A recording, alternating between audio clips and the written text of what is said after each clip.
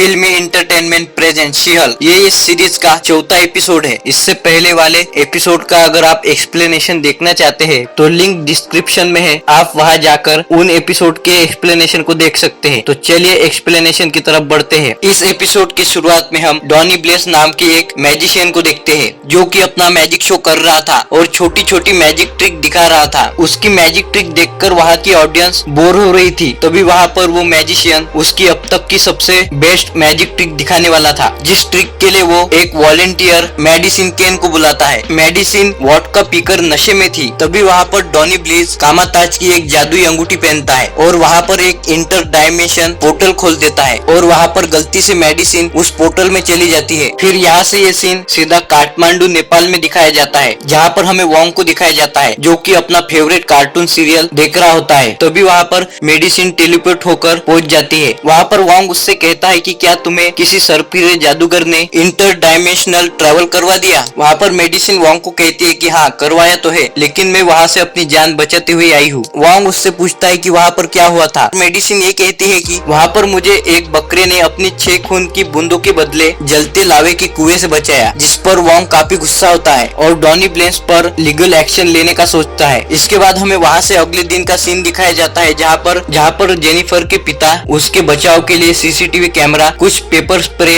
और एक फावड़ा लाते हैं और जेनिफर को कहते हैं कि कल तुम्हारे ऊपर 4 मुस्टंडों ने हमला किया था, तुम्हारे बचाव के लिए मुझे कुछ तो करना ही था। वहाँ पर जेनिफर कहती है कि मैं शी-हल्क हूँ, मेरी ताकत का अंदाजा ना बाहर किसी को है ना अभी आपको हो रहा है और आप बिल्कुल भी टेंशन मत लीजिए, मैं सब कुछ नॉर्मल कर दूंगी। इसके बाद जेनिफर ऑफिस में पहुंचने के बाद निकी से बात कर रही होती है। वहाँ पर निकी जेनिफर को कहती है कि तुम्हारी जिंदगी में ये क्या हो रहा है, तुम इस बोरियत जिंदगी से परेशान नहीं हुई हो क्या? चलो तुम्हारे लिए एक काम करती हूँ, मैजर्स पर तुम्हारी प्रोफाइल बनाती हूँ। और निकी एक डेटिंग वेबसाइट पर जेनिफर की प्रोफाइल डाल देती है। इसके बाद वहाँ पर वोंग आ जाता है और जेनिफर को कहता है कि डॉनी ब्लेस नाम का एक छपरी जादूगर जो कि इंटर डायमेंशनल पोर्टलिंग को बिना लाइसेंस के यूज कर रहा है, मैं चाहता हूँ कि ऐसे काम रोक दिए जाए। अगर ऐसे काम नहीं रुके तो हमारे आयाम में दूसरे आयाम के जानवर आ जा सकते हैं और इससे पूरी इंसानी जाति को खतरा है। इसीलिए इस पर हैंड टू हैंड रोक लगानी चाहिए, इसीलिए इसका कोई परमानेंट लाइसेंस बनाओ। वहाँ पर जेनिफर वोंग को पूछती है कि क्या आपके पास इसका कोई एग्रीमेंट है, यूएस गवर्नमेंट ने बनाया हुआ या फिर कोई ईगल डॉक्यूमेंट, ताकि मैं इस पर कार्रवाई करूँ, क्योंकि जज के सामने अगर हम किसी सबूत के बिना गए तो वो तो हमारा केस एक्सेप्ट ही नहीं करेंगे। वोंग कहता है कि मेरे पास ऐसा कुछ भी नहीं है, लेकिन मेरे पास गवाह है जो कि बता सकते हैं कि डॉनी ब्लेस ने ये सब सच में किया है। ये कहने के बाद वोंग वहाँ से जा रहा होता है। तभी जेनिफर उससे कहती है कि आपका कोई अता पता एड्रेस तो दो।